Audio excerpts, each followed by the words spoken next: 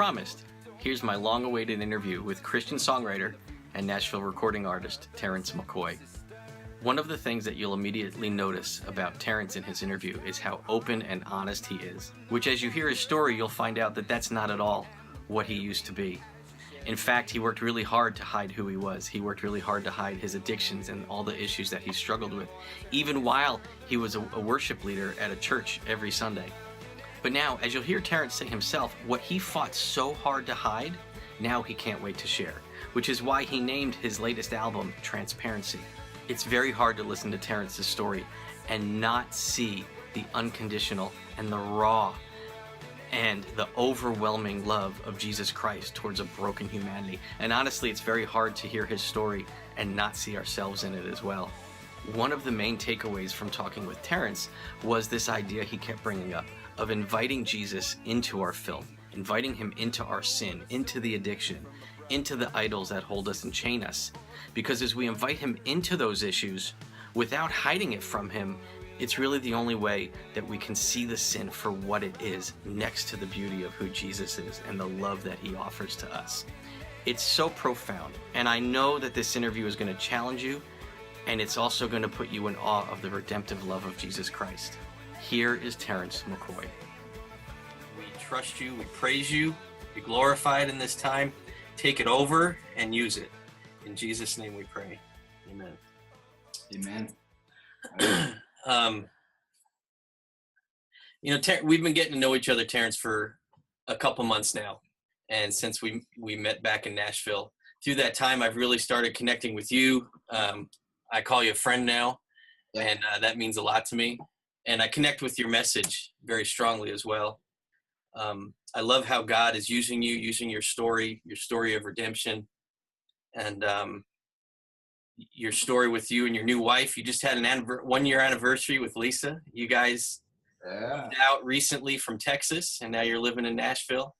One thing I've noticed when I read your posts online or other things, and we've emailed back and forth, and you say you want to share your story, you always say you and your wife want to share your story together. You take that kind of one flesh thing real seriously, that God has made you one, and now you walk together as one, and you always speak about that, how it's you and Lisa that are going to walk forward and share this story together, and I think that's just beautiful.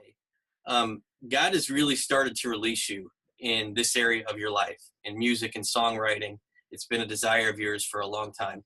But something you said last year was, this is my year. This is the year that God's going to do something, and I'm going to move forward in this thing that he's been putting in my heart. Can you tell us a little bit about that? What led up to that, and what's been going on with you for the last year? Not at all. I don't know what you're talking about. All right, next question then. That was a conversation that Chiz and I were having, John Chisholm. Man, I remember that like it was yesterday. I was frustrated. I was getting very frustrated because, writing songs is hard. It's hard to do. And there's nothing easy about it. And you have to take it very seriously. And I finally wrote, I think I wrote off of the album, the Transparency album, it was With Me Always. And, whenever I first formed the song, it was real square, it was, God is with me always, and it was kind of just a boring song in a box. And I kept working on it, and I kind of created that, you will, not ever, and those little things that created better hooks. And we got so excited about it, and it gave me this confidence. I got in this point where I was like, hey, I did this. We finished it, and it was good. And I told him at that point, I said, man, this is my year. This is going to be my year. And it doesn't mean at all like people think it does. People think, oh, this is my year. I'm going to be a Christian artist, or I didn't even want to be a Christian artist. I just said, this is my year. And what I meant was, I'm sick of being lied to by the devil. And more than that, I'm sick of buying into it. I'm sick of being the first one in line to believe everything that he says to me. Yeah. I'm sick of it. And this is my year to believe in what God has put in me. This is my year to write my heart out and not give up on songs I do. This is my year to move past all of that and to find out exactly what God wants me to do. And by all means, do it. Learning to have faith in God. Stop listening to the fear. Stop letting those voices guide me and move me wherever they want to, but just listen to God, trust him, and move into exactly what his promises are for Terrance McCoy. Yeah. And that's what I mean by that. Before we go into a little bit about what got you to where, look, my coming of age here this year is really about freedom. It's really about freedom from the things that have held me. We're going to go and talk about some of those things that held you captive for a long time and how you got there. But just to kind of give everybody sort of a grounding on where you are right now. You're in Nashville. What are you and your wife doing? What kind of things are going on right now in your life? Man, we're planting a lot of trees right now. So, I've been married a year. First and foremost, I'm washing dishes, man. I'm vacuuming rugs and making the bed every morning. And I'm just loving being married to my sweetheart from high school. And, the whole story, we knew each other for 28 years, and God brought us back together. And we're just loving connecting in the area. We found a church in Grace Chapel in Franklin, and we're loving doing that. So things have been a little quiet with me as an artist because we have some great things that we're preparing for, and we'll get to talk a little bit about that. I'm very excited about that. But I couldn't possibly be more excited than doing life with my wife. We're having a lot of fun. We're building fences and we're washing our car once a month, and we're just doing regular everyday stuff. So I'm really excited to, my wife's dreams are just as big as mine. Mm-hmm. God's plans for her just as big as mine are. And I'm going to support that. I'm having a lot of fun supporting my wife and just being married and doing all that, because we're about to get insanely busy. And we want to have a good year and a half before we get insanely busy under our belt to say, man, let's do this. Let's love each other fully and let's have a lot of fun. So that's what we're doing. We're just doing life. Well, let's go back a little bit, because you said you were high school sweethearts. You've known her for, did you say 28 years? Yeah, I stalked her a lot. Yeah, it's a long time. But yeah. Obviously a lot happened in there. And as a kid, you kind of grew up without a dad for the most part. There's things going on. Why don't you take us back to that place a little bit? How is it that you knew Lisa 28 years ago, and then it's just now you've been married a year? Right. A lot of surgeries. No, I'm just kidding. No. She, I remember the first day I met Lisa. I think I was in 10th grade. I had long hair.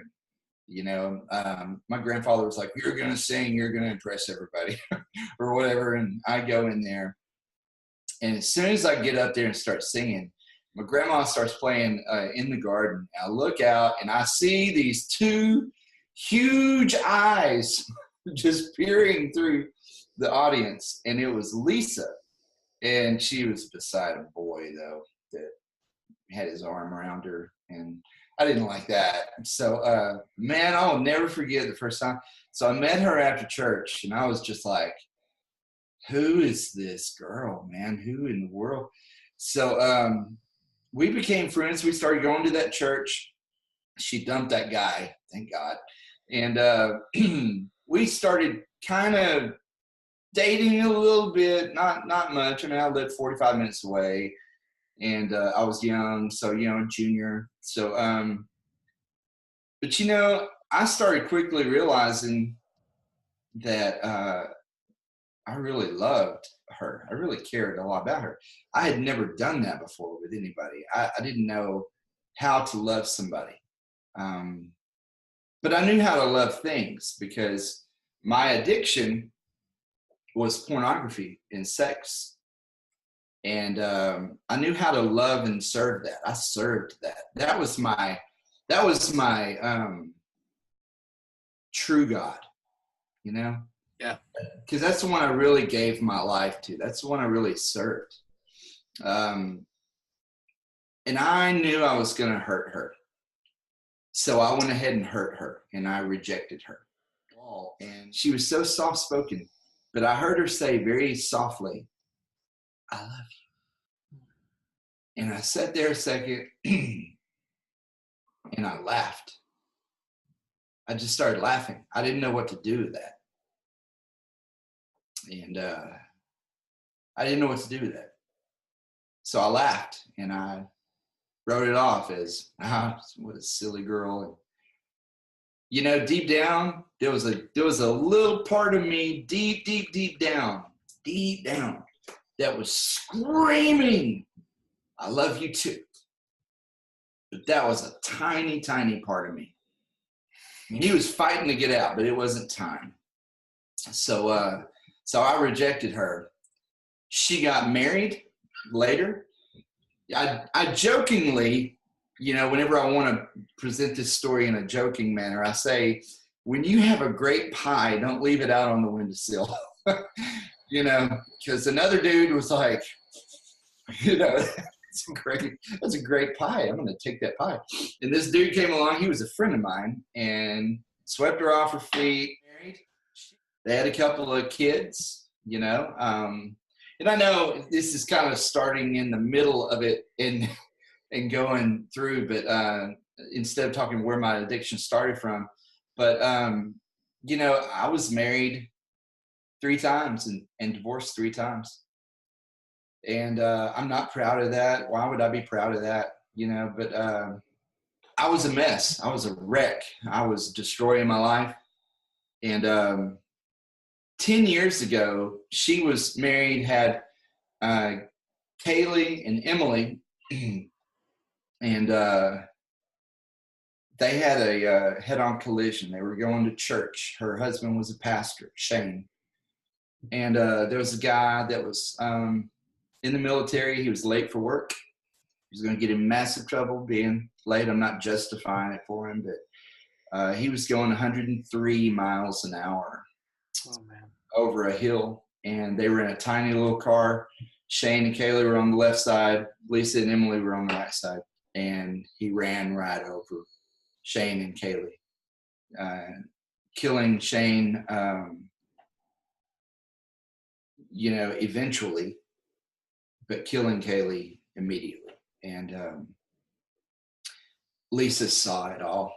She survived the wreck, and it was awful.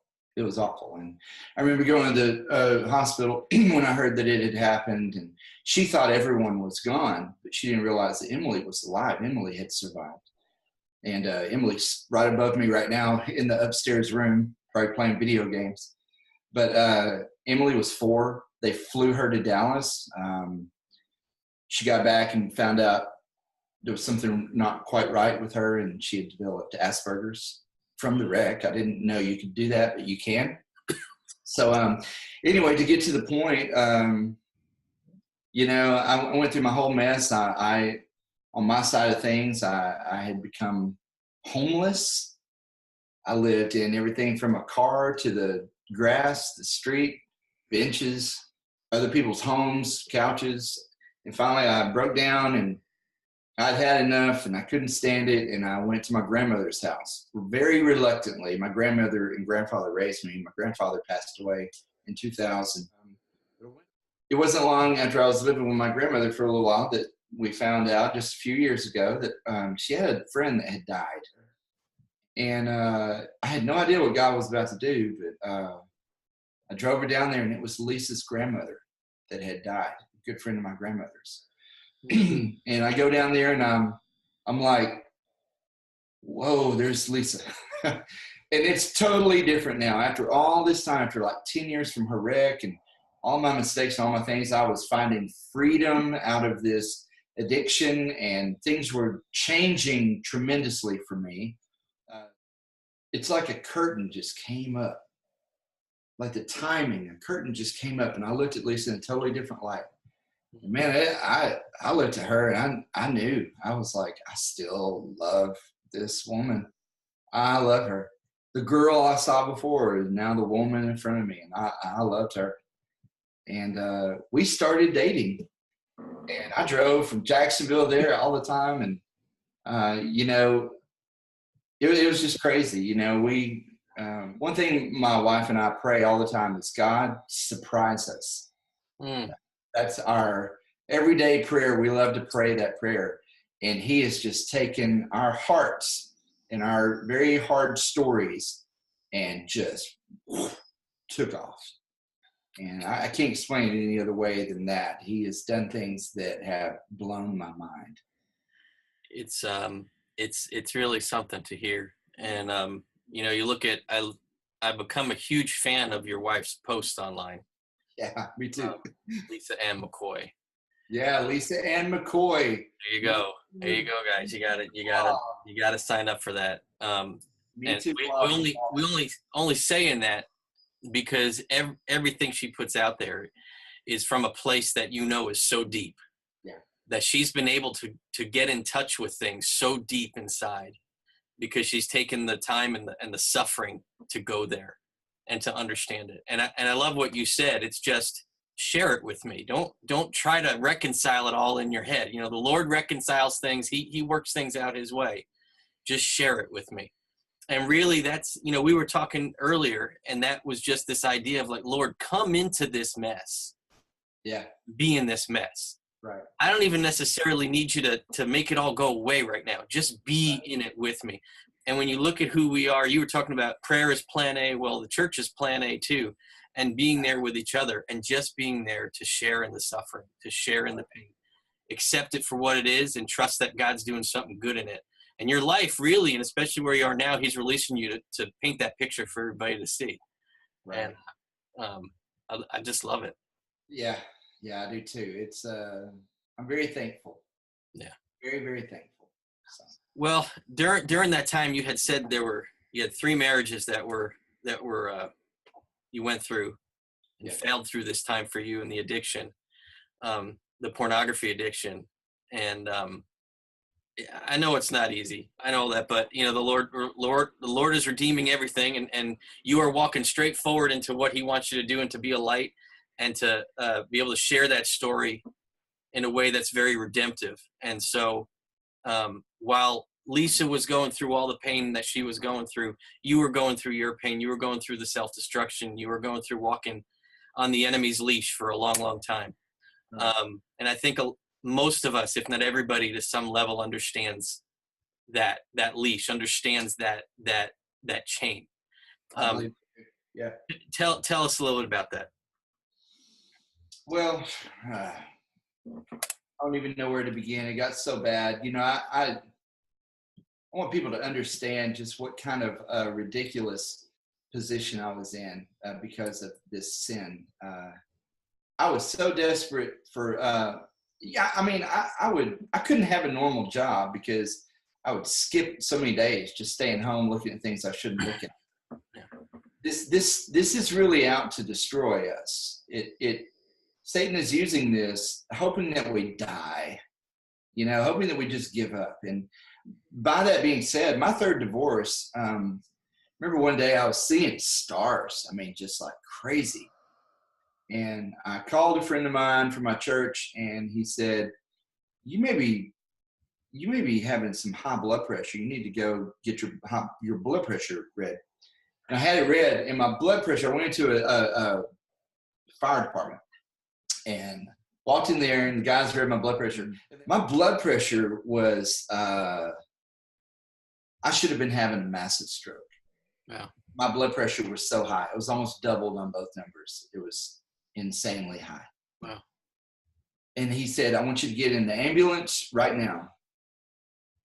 And I said, no, I'm good. I'm just going to go home. So I drove home and I laid down and I took a nap.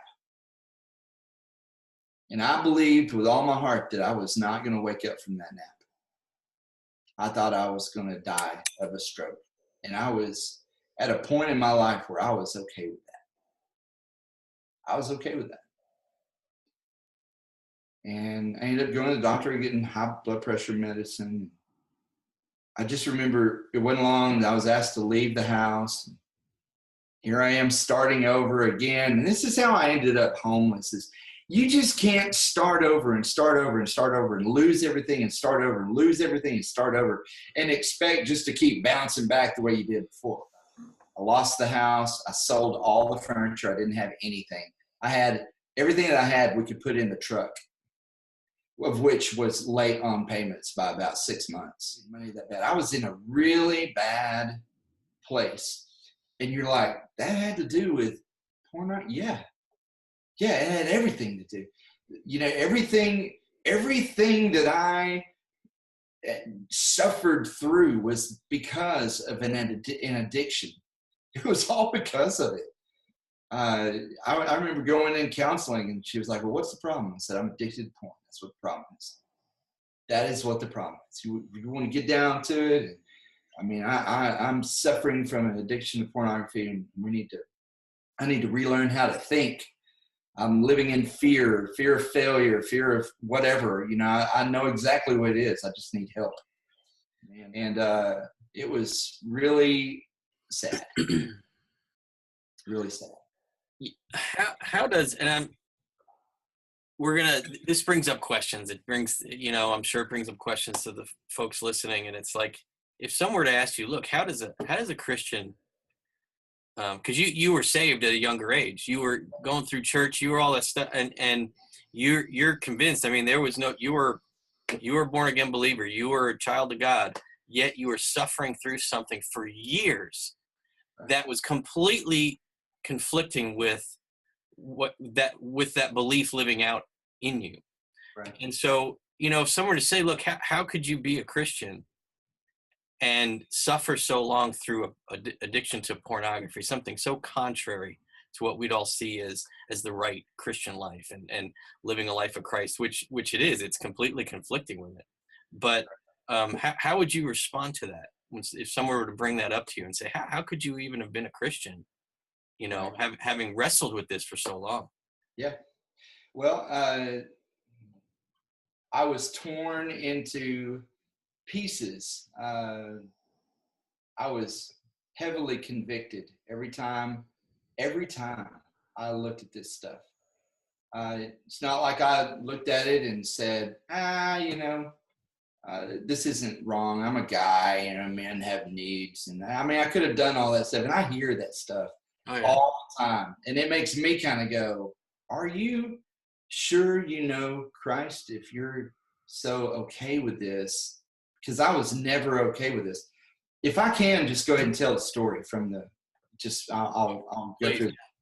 My mother was addicted to sex. My mother was a sex addict, and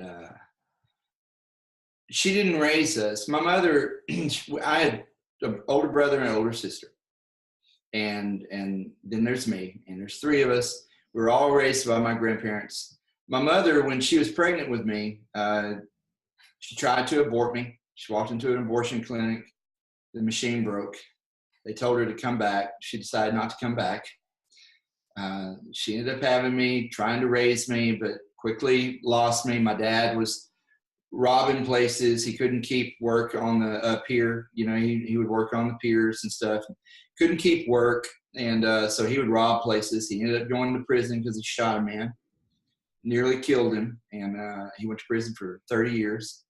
So it was just her, and she's like, she was highly epileptic, and she was mentally ill, and just had so many things against her.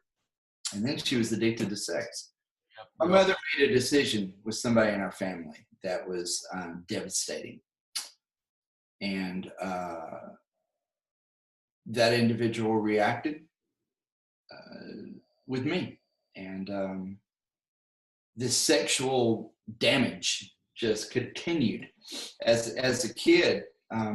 When I was 8 and my brother was 12, my sister was 10, we all went to this little country Baptist camp, and I'd never gone to camp before, but I had a friend named Wally, and he was a reject just like I was. Nobody wanted him. Nobody wanted to hang out with him. Even at church camp, we were like rejects. Couldn't be in the gang or whatever. And Wally, I didn't really love hanging out with him. He was a little different, and I wanted to hang out with those guys over there, but they didn't want me, so I hung out with him. And I remember that all Wally ever wanted to talk about was how he got saved the year before. And I used to move the bridge. There was like a little tiny little bridge. I tried to get in with the other guys. I would hang out with them sometimes, and we would move the bridge when we saw Wally coming down and make him walk through the mud. Hearing Wally's story, I wasn't listening to the preacher July 4th when I was 8 years old. I was sitting in there thinking about his story, and man, I was just like, dun, dun, dun, dun. My heart was just beating out my chest. I couldn't hardly stand it. I couldn't wait till they started praying. I took off. It was like a little tabernacle with no walls on the side. So I took off and I ran out, and I ran to the boys' dorm, and boom, I hit face first. They had moved the bridge that we always moved. And I landed face down, and I barely missed this root that would probably broke my neck if I hit it. And I was covered in mud. And I went to my dorm, and I went to the end of the bed, and man, first thing I said was, God, I'm sorry I treated Wally like that. I'm sorry I did that to Wally. I'm sorry that I sinned. I'm sorry that, and I just prayed, and it was real, Tracy. It was real. Nobody else was there. I was there, and God saved me that night. I asked him to come into my life. I knew exactly how to pray that prayer because I listened to another child tell me, a child that did that. And I asked Jesus into my life, and he came right in. Little did I know, and this is hard for me to share, but little did I know that he was going to save me for that night, for that bridge, and for all the times I was going to look at pornography, for all the times that I was going to give up on marriage, for all the times that I did all that stuff. He was going to forgive me for all of those things. But man, and I looked for Wally that night, and he was gone. I've never seen Wally since. Wow. After that, I go home. First thing I do is I find a pornography magazine. In our ditch, a guy had thrown out. Me and my cousin found it. And, just we both, in both of our lives, we're both making dumb decisions, being trained by this magazine, how to live out. I never had a relationship with a girl worth anything until I met Lisa, and I didn't know what to do with her. When I met her, I was like, I don't know, I really care about this girl, so I'm going to leave her here until I grow up. Yeah. And it was awful. It was terrible. If I was not a Christian, it wouldn't have been awful. It wouldn't have been terrible. I'd probably be living in some joint or working in some joint that, most people hate, There's no telling. Or I'd be dead. I mean, honestly, I'd always ask, God, take this away from me. Take this away from me. Make me stop doing this. Make me stop doing this. And it kind of blew my mind that I started realizing God is saying, invite me in. Invite me in and let me fellowship with you, even in the middle of all this. Invite me in. And I started a long process of inviting God in and still struggling with this thing. And now instead of living and doing this sin, and then being God, and then all of a sudden now, I'm a Christian. And now I feel guilty and I'm doing all that. But instead now I'm trying to invite Jesus in, and all of a sudden I'm going, oh my gosh, that thing is so ugly. What is that? that is so ugly because I'm comparing it to him. And it's nasty and terrible and embarrassing and ugly. And instead of just doing it and then feeling guilty, now I'm saying, get out of here. I'm taking every thought captive. And I began this process of resisting the devil and surrendering to him and living and trusting him. And it was a hard process. And, we have to find the way to no longer be just confessing Christians. That's what I was. I was just a confessing Christian. But to really surrender to him and allow God to do exactly what he's here to do. Because you're free, man. You're free, ma'am. You're free. You are free. And I was free. But I thought in my mind that I was anything but free. So I hope that answered the question. We tend to think, and a lot of times legalistic preaching and things like that will teach us that, you need to resist the devil. Bible says, resist the devil, he'll flee from you. But we tend to see that as a picture of resist him so that you can get cleaned up, so the devil leaves, so that Jesus can come and fellowship with you. But you just shared something which was completely opposite of that. Yeah. It was Jesus fellowship with me. Jesus, be here. I need you here. And as you're with me, I'll resist. And the devil will have to flee. And it's that real communion that we have. I think that's the part we miss so much as Christians, and why so many of us stay trapped into the addictions, trapped in the things, is because we feel like we have to hide from Jesus or keep him at a distance until we get this thing cleaned up. Right. And it's not that way. Jesus comes in to get his hands messy with us. He comes in to relate to us while we're in that process, so that he is the process out of that. Right. He is the one, like you said, it's not until we see him next to it that the sin just looks disgusting now. Right. And it's he that looks beautiful, and we just look more and more towards him. Yeah. And that isn't just for pornography. Obviously, this, and everybody we're talking to knows that. We all relate to that with whatever the issue is, whatever the addiction is. And and it goes into the heart of your album, really, being transparent and transparency. We're going to move into a time where you get a chance to really share your heart through a song from that album. Tell us, we all have an understanding now of how that, to some degree, of what you went through to get here, but explain transparency. Why transparency? Well, everybody's going to find out what a rock star my wife is. She's the one that decided on transparency. It is okay to not be okay. It's okay to not be okay. I have spent most of my life singing in churches, trying to create a facade so that nobody would ever dare find out what Terrance McCoy is all about. I never wanted them to know that I looked at that whenever I went home after church. I never wanted them to know that even as I was a worship leader in a church, that I would secretly go look at that because it had its hooks in me. I never wanted anybody to know that. And now I live a life where I can't wait to tell you about it. I'm like, man, check this out. I know it's freaky. I know it's scary. I know it's crazy to tell this story. But listen, and then I find out, you'd be amazed on how many times I share this story, and then somebody that's sitting there going, oh, yeah, that's a good story. And then they sit there and tears come in their eyes, and all of a sudden they're like,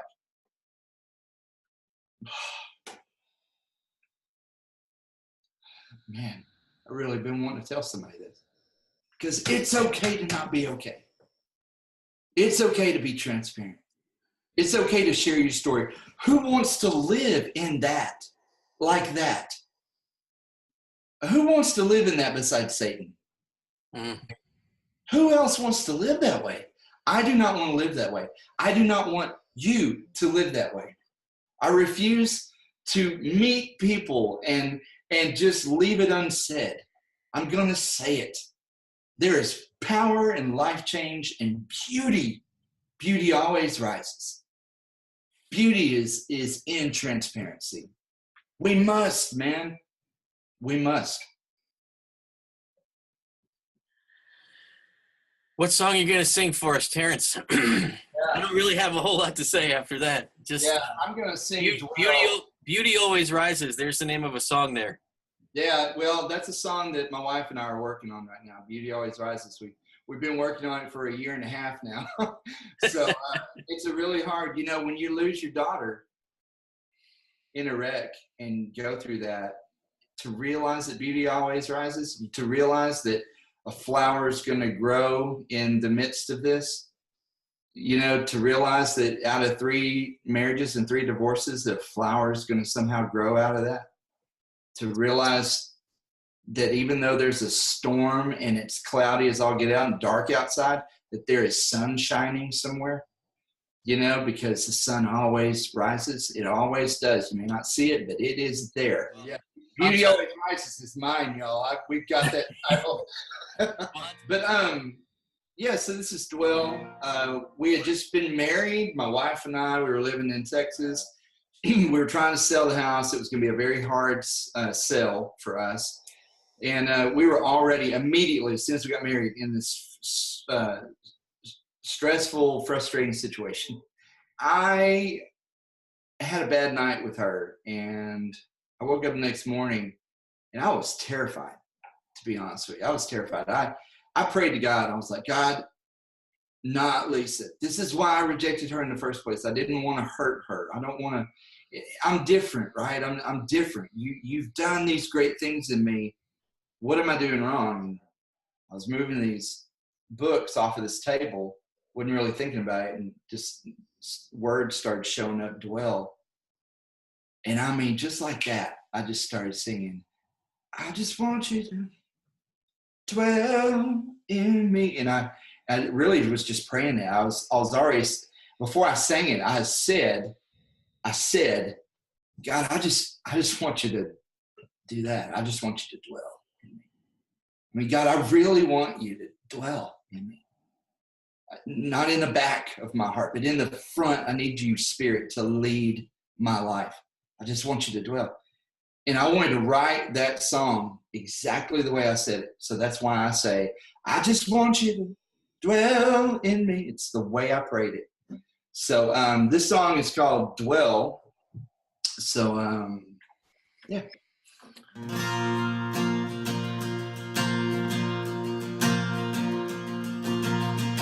There is now no condemnation. God, you've got all my allegiance. I have proven I cannot do it on my own.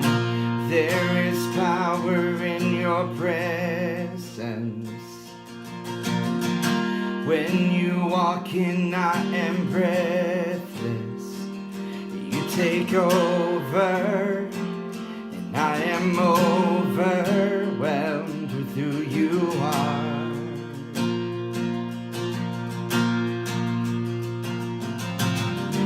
I'm trusting you, my God, with everything. I just want you to dwell in me. I really want you to dwell forever in me. In my thoughts, in my words, in my moods, I want it to be you. I want you to dwell.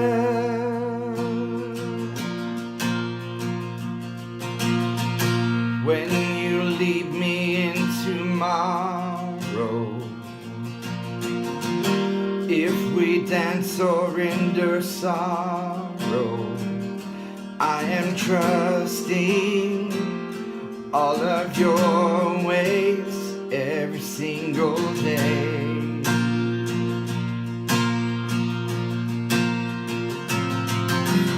And I'm trusting you, my God, with everything. I just want you to dwell in me.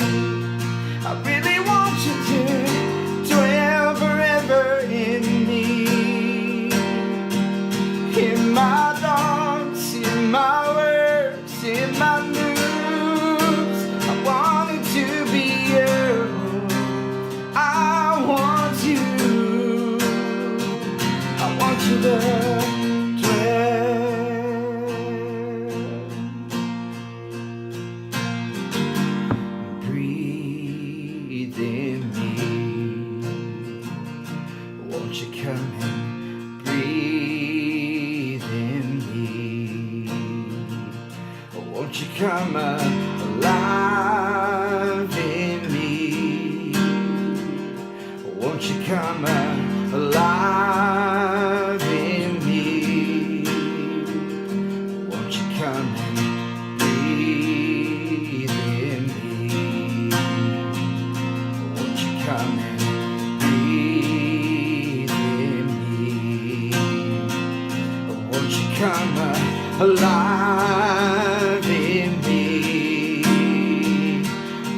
come alive in me.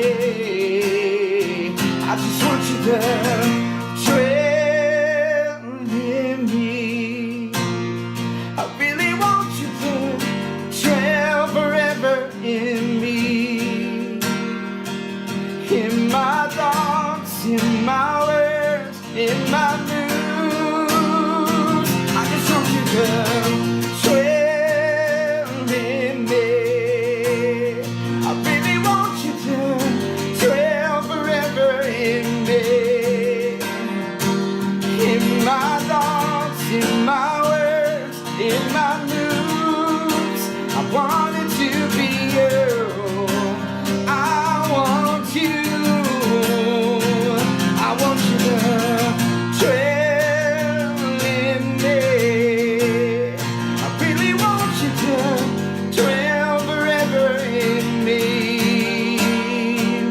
In my thoughts, in my words, in my moods, I wanted to be you.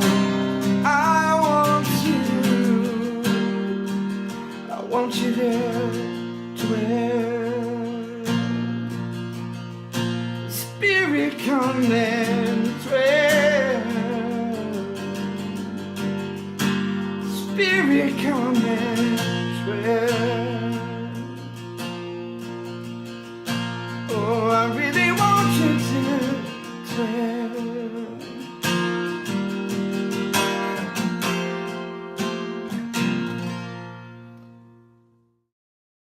Whew, brother. That's quite a heart cry song there. Thanks, man. Yeah, it is for me. I know. I hope it is for somebody else. I really do. Just amazing to think that that's what he desires, to dwell with us. I mean, you look at, you share your story. We all have our story, and we look at the great mess that we are. And he wants to come and dwell. I mean, that's a heart cry that he answers, and he's ready to run in and do that, and it's so hard when we look at ourselves and say, how would you want to do that? But that's the journey, man. Yeah. That's the journey. Yeah. Thank you for being vulnerable. I mean, thank you for coming and sharing. Thank you for being so transparent. And man, listen, thank you for doing what you do, and you invited me into this, and I'm so glad that you are creating this opportunity for people like me and for the listeners. I mean, I do this for listeners. I'm just trying to create songs to give them to sing, to give to them, to lift them, and you're giving us a great opportunity, and I'm very thankful to you for that. Thanks, Tracy. Appreciate Thanks, you. bro. We're all on this walk together, and I'm glad our paths have intersect. And looking forward to more. We're going to hear a lot more. Oh, we got stuff coming up. I look forward. Man, you guys, I don't know how you do this, like if you do an email or if they follow me on Facebook, but man, I would love to hear from you guys. And, I have a story. You have a story. I would love to hear your story. So please find me and let me know a little bit about you and your story. All right. Awesome. And we'll make sure everybody knows how to keep in touch with you as well. Yeah, please. All right, bro.